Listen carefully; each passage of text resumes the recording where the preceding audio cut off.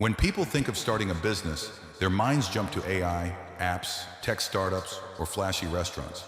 But did you know the richest and most stable business owners often make money from boring businesses? Everyday services that aren't exciting, but quietly and consistently generate income?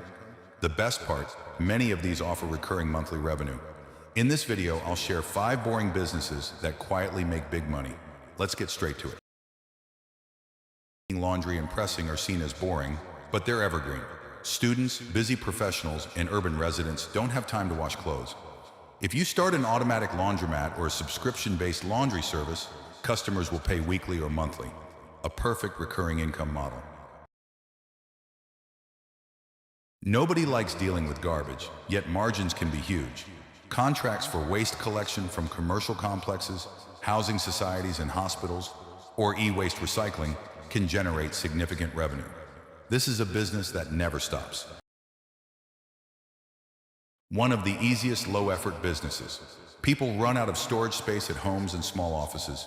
If you have unused land or a shed, divide it into small secure storage units and rent them out. Minimal maintenance, steady monthly rent.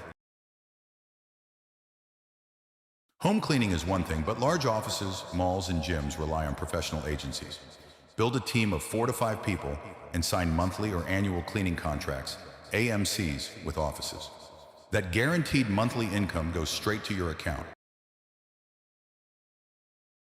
Install and forget. Placing vending machines, snacks, tea/coffee, or RO water refill stations at gyms, bus stands, hospitals, and colleges is a great passive business.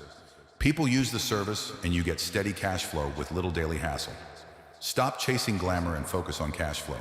The more boring and essential a business is, the lower the competition and the higher the stability. Which of these 5 ideas felt most practical to you? Tell me in the comments. If you liked the video, hit like, share it, and subscribe for more practical business ideas. See you in the next video.